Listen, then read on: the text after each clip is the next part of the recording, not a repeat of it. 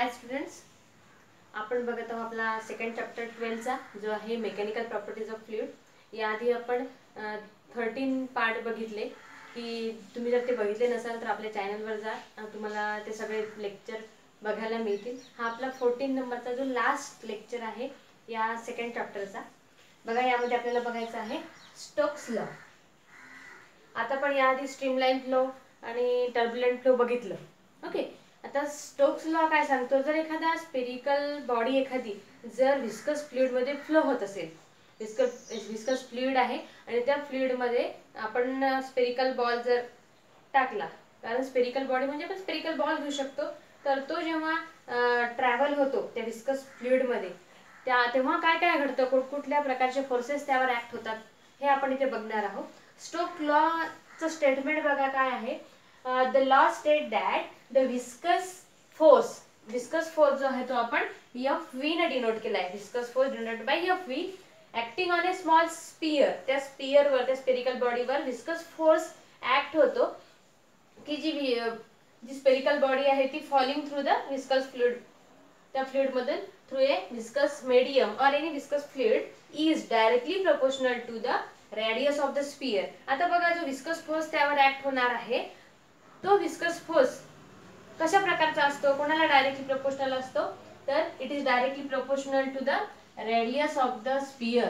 जो स्पियर आपण घेतलाय, जो फॉल होत आहे त्या लिक्विड मधून, त्या स्पियरच्या रेडियसवर डायरेक्टली प्रोपोर्शनल असेल। त्याचबरोबर इट्स वेलोसिटी v, ज्या वेलोसिटीने तो मूव्ह होत आहे त्या फ्लुइड मधून, त्या वेलोसिटीला तो डायरेक्टली प्रोपोर्शनल असेल तो force.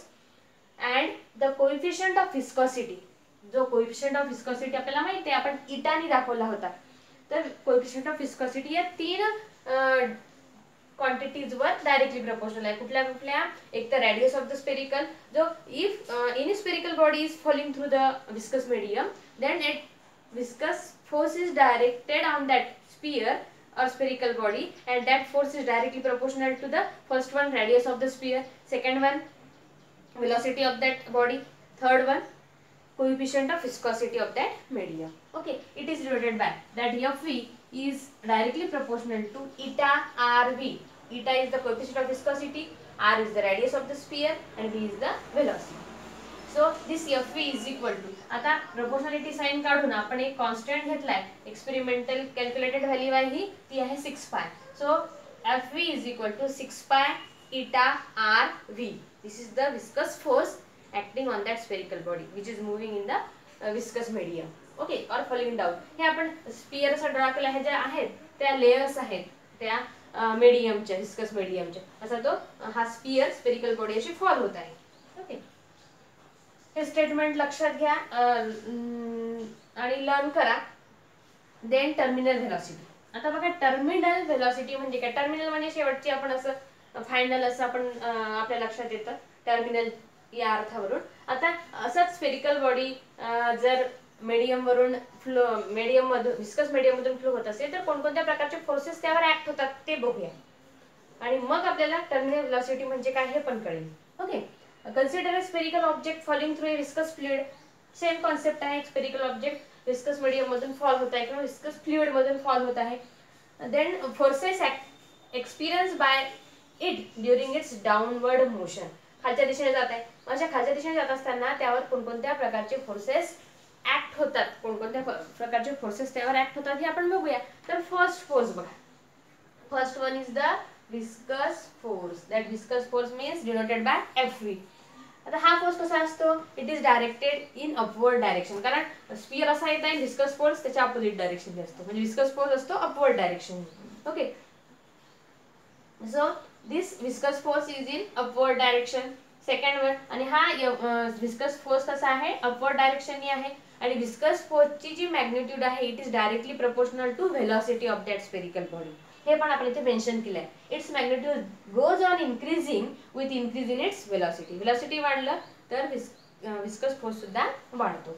Second force acting on that spherical body is the gravitational force. आता बघा, कुठलीही बॉडी डाउनवर्ड डायरेक्शन येत असेल, अपवर्ड कुठलाही बॉडी असेल, ऑब्जेक्ट असेल, त्याला मास असेल तर त्याला त्याच्या वेट एवढा ग्रॅव्हिटेशनल फोर्स ऍक्ट करतो इन द डाउनवर्ड डायरेक्शन। इथे सुद्धा तेच होत आहे, ग्रॅव्हिटेशनल फोर्स ऍक्ट होत आहे त्यावर, म्हणजेच काय, त्याला आपण ऑर इट्स वेट असं म्हणू शकतो. ग्रॅव्हिटेशनल फोर्स आहे म्हणून इथे त्याला डिनोट केलंय मात्र फक्त एफ जी नी. F G gravitational force, always directed in downward direction, directed downwards. Third force जो आहे तो बघा तुमच्यासाठी, तुम्हाला माहिती आहे फक्त त्याचं नाव तुम्हाला माहिती नाही, त्याला बायोंट फोर्स म्हणतात. कोणता? बायोंट फोर्स किंवा अपथ्रश. आता बायोंट म्हणजे आहे यू आहे म्हणून याला डिनोट केलंय बघा एफ यू नी. बायोंट फोर्स म्हणजे काय, आता तुम्ही सहज पाहिलं असेल, दगड जर फेकला तर त्याला वरतून तेवढं पाणी वरती, तुम्ही जर दगड पाण्यामध्ये टाकलाय तर असं पाणी वरती येतं, म्हणजे तो अपथ्रश झाला. कुठलीही बॉडी पाण्यात किंवा फ्लुइड मध्ये कुठल्याही जर पडली तर त्याला अपथ्रश असा अपवर्ड फोर्स ऍक्ट होतो. ती बॉडी डाऊनवर्ड जाते आणि त्यावर अपवर्ड फोर्स ऍक्ट होतो, त्याला अपथ्रश असं म्हणतात. किंवा त्याचं नाव काय आहे, बियॉन्ड फोर्स. त्याला एफ यू ने डिनोट केलं, directed in upward direction. Okay, ते 3 प्रकारचे फोर्सेस झाले बघा. हा ही स्पेरिकल बॉडी डाऊनवर्ड डायरेक्शन येत आहे, यावर कुठले फोर्सेस ऍक्ट आहेत. एक म्हणजे विस्कस फोर्स अपवर्ड डायरेक्शननी. Second one it's weight M G in downward direction, त्याला आपण एफ जी ने डिनोट केलाय. हा झाला विस्कस फोर्स अपवर्ड डायरेक्शन. आणि अपथ्रश हा सुद्धा अपवर्ड डायरेक्शननी आहे, त्याला एफ यू असं म्हटलं. तर 2 फोर्सेस अपवर्डनी आहे, एक फोर्स फक्त डाऊनवर्ड डायरेक्शननी आहे. ओके, तर ही बॉडी डाऊनवर्ड डायरेक्शननी चालली आहे, म्हणजेच डाऊनवर्ड फोर्स जास्त असला पाहिजे. म्हणून मग आपण कॅल्क्युलेट करताना काय म्हणू की net downward force. 2 forces upward direction, एक डाऊनवर्ड डायरेक्शननी आहे, पण डाऊनवर्ड डायरेक्शननी बॉडी चालली आहे म्हणजेच काय, डाऊनवर्ड फोर्स जास्त असला पाहिजे. म्हणून आपण डायग्राम वरून आपण असं लिहू शकतो की net downward force is, downward force आपण एफ ने दाखवला, it is equal to downward जास्त असला पाहिजे वेट म्हणजेच काय एफ जी मायनस हे या दोघांची डायरेक्शन अपवर्ड आहे म्हणून त्याला मायनस म्हटलं, पण 2 आहेत त्यांची ऍडिशन घेऊ, F V plus F you. यामधून ही क्वांटिटी मायनस झाली तरीही नेट डाऊनवर्ड फोर्स म्हणजेच काय इथे वेट किंवा ग्रॅव्हिटेशनल फोर्स हा जास्त आहे. This force is initially responsible for increase in velocity. आता या डाऊनवर्ड फोर्स मध्ये काय होतं, डाऊनवर्ड फोर्स मुळे व्हेलॉसिटी इनिशियली वाढत जाते, पण मग एक कंडिशन अशी येते, कारण इथे जर आपण बघितलं तर ग्रॅव्हिटेशनल फोर्स म्हणजेच सॉरी इथे ग्रॅव्हिटेशनल फोर्स एफ जी किंवा मग हा जो बियॉन्ड फोर्स आहे एफ यू किंवा एफ जी, हे दोन्ही फोर्सेस कॉन्स्टंट आहेत. फक्त चेंज होणारा व्हेलॉसिटीवर डिपेंड असणारा कोणता आहे, विस्कस फोर्स. मग विस्कस फोर्स हा आपल्याला माहिती आहे व्हेलॉसिटीवर डिपेंड आहे, जशी व्हेलॉसिटी वाढते तसा विस्कस फोर्स वाढतो. म्हणून मग एक कंडिशन अशी येईल की विस्कस फोर्स हा वाढत जाईल. पण मग ह्या 2 क्वांटिटी जर सेम असल्यावर एक वेळ अशी येईल की हा वाढत जाईल, म्हणजेच काय, दोघांची ऍडिशन या ग्रॅव्हिटेशनल फोर्स एवढी येईल. एक कंडिशन काय येईल, विस्कस फोर्स वाढेल, पण होईल काय, वाढता या दोघांची ऍडिशन या ग्रॅव्हिटेशनल फोर्स एवढी येईल, म्हणजेच काय, या दोघांचा जो डिफरन्स जर केला तर तो 0 येईल, म्हणजेच नेट डाऊनवर्ड फोर्स हा 0 होते. अशी एक कंडिशन येते. आणि त्या व्हेलॉसिटीला, त्या वेळची जी व्हेलॉसिटी असते त्या व्हेलॉसिटीलाच म्हणायचं टर्मिनल व्हेलॉसिटी, मग ती मात्र कॉन्स्टंट राहते. बघा here F G and F U R constant and F V increases with increase in the velocity, जसं आपण आधी पण मेन्शन केलंय. Okay, here F G and F U are constant and F V is increases with increase in the velocity. Thus a stage is reached where F net म्हणजे net downward force 0 होतो. That means gravitational force F G is equal to addition of this viscous force and beyond force. Okay. After that असं जेव्हा होतं तेव्हा downward velocity remain constant. जी downward velocity जी आहे स्पियरची ती कॉन्स्टंट होते. This constant downward velocity is called the terminal velocity. आणि याच कॉन्स्टंट डाऊनवर्ड व्हेलॉसिटीला काय म्हणायचं, टर्मिनल व्हेलॉसिटी म्हणायचं. आणि हा जो लॉ आहे किंवा ही जी कंडिशन आहे it is applicable to the streamline flow only. Okay, हे एवढं लक्षात घ्या टर्मिनल व्हेलॉसिटीच्या बाबतीत. आता आपल्याला जर विचारलं expression for the terminal velocity तर हीच डायग्राम रिपीट करायची. एक्सप्रेशनला बघा, expression for the terminal velocity हीच डायग्राम फक्त मी इकडे लिहिली तीच आहे, परत काढली. कन्सिडर करायचं, consider spherical body goes in downward direction in the viscous medium. Okay, then second point, let radius of the sphere is r, medium त्या स्पियरचं जे मास आहे इट इज m, आणि बघा डेन्सिटी त्या स्पियरची रो घेतली आपण. रेडियस r, मास m स्पियरचं त्या spherical बॉडीचं, आणि डेन्सिटी रो, म्हणजे या बाबतीत आहे सगळे quantities. Okay, let density of the medium, मात्र जे काही इथे मीडियम आहे, ज्या मीडियम मधून हा स्पियर फॉल होत आहे त्या मीडियमची जी डेन्सिटी आहे ती मात्र सिग्मा घेतली. Density of the medium is sigma. When the sphere attain the terminal velocity, आता असं सगळं घडत जाईल, व्हेलॉसिटी सुरुवातीला इंक्रीज होत जाईल, विस्कस फोर्स वाढत जाईल, नंतर मात्र टर्मिनल व्हेलॉसिटी तो अटेन करेल. म्हणजेच टर्मिनल व्हेलॉसिटी झाली म्हणजेच काय होईल, कॉन्स्टंट व्हेलॉसिटी होईल आणि नेट फोर्स 0 होईल. म्हणजेच काय, तर यावेळी डाऊनवर्ड फोर्स आणि अपवर्ड फोर्स हे दोन्ही काय होतील, सारखे होतील. म्हणजेच वेट एवढंच या दोघांची ऍडिशन होईल. म्हणून मग आपण घेतला total downward force is equal to total upward force. Downward force म्हणजेच काय, तर वेट ऑफ द स्पियर, त्याला आपण mg म्हणूया. आणि टोटल अपवर्ड फोर्स म्हणजेच काय, दोघांची addition, viscous force Fv plus upthrust किंवा बियॉन्ड फोर्स Fu. मग इथे घेतला आपण दोघांची ऍडिशन, म्हणजेच कुठला, एक म्हणजे Fv plus Fu. Okay, viscous force plus buoyant force, viscous force plus buoyant force. आता weight of the sphere mg हा कसा काढलाय बघा. वेट म्हणजेच काय, mass into acceleration due to gravity. मग मास काढताना मास म्हणजेच काय घेतला आपण, स्पियरचा काढतो ना, मग स्पियरचं व्हॉल्यूम इंटू स्पियरची density, density into volume. Mass कसं घेतलं, व्हॉल्यूम इंटू डेन्सिटी.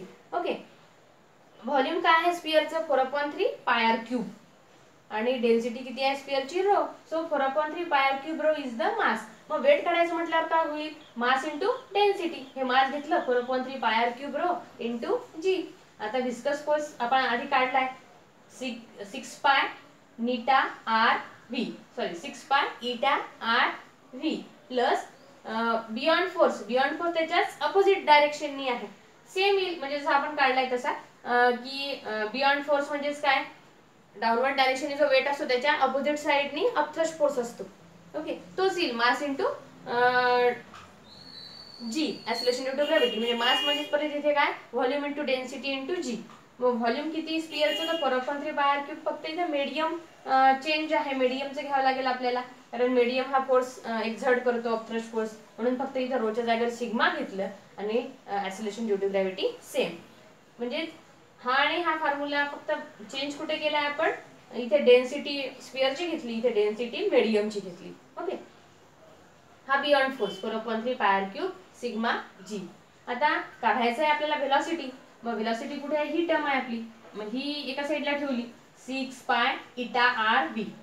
ओके, आता ही इकडे जाऊन आपण मायनस केली, म्हणजे 4/3 पाय आर क्यूब रो जी ही इथली आणि ही याला मायनस केली, इकडे ट्रान्सफर करून ही मायनस घेतली, फक्त ही एका साईडला ठेवली. ओके, ही इथे आणून याला मायनस केली, मग फक्त ही लेफ्टला लिहिली, ह्या दोन्ही राईटला लिहिल्या. ओके, आता इथे 4/3 पाय आर आणि जी, 4/3 पाय आर क्यूब जी हा कॉन्स्टंट घेतला. इथे राहिलं काय, इथला रो आणि इथला सिग्मा ब्रॅकेट मध्ये राहिला, हा रो, हा मायनस साइन आणि हा sigma. Okay, so 4/3 pi R cube rho, pi R cube G, हा रो मायनस सिग्मा इंटू. आता फक्त ही जी टर्म आहे व्हेलॉसिटी सोडून व्हेलॉसिटी इथेच ठेवली, बाकी टर्म सगळी डिनॉमिनेटरला नेली. 1 सिग्मा 6 पाय इटा आर. आता इथलं काय केलं बघा, हा 2 2 जा 4 आणि हा 2 3 जा 6.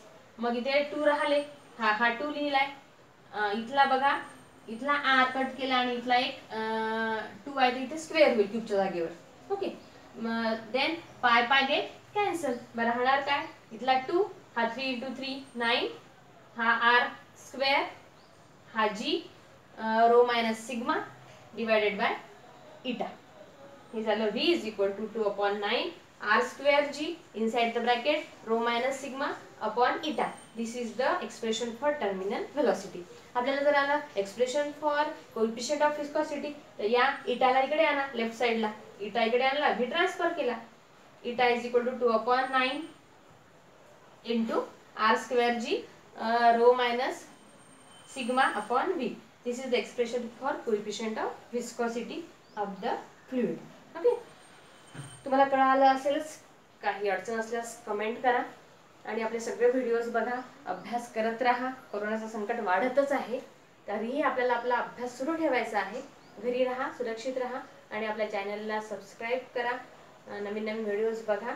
आणि फिजिक्स असा आहे की तो वाचून नाही जमत, त्यामुळे प्रत्येक गोष्ट 2 वेळा 3 वेळा पाहून लिहा, वाचून लिहा सुरुवातीला, नंतर न पाहता लिहिण्याचा प्रयत्न करा. आणि एक्सप्रेशन जोपर्यंत आपण न पाहता आपल्याला न पाहता आपण लिहू शकत नाही तोपर्यंत त्याला सोडायचं नाही. एकदा आपला पार्ट एक कम्प्लीट झाला की नंतर नेक्स्ट पार्टला हात घालायचा, म्हणजे नेक्स्ट पार्ट प्रिपेअर करायला घ्यायचा. Okay, all the best.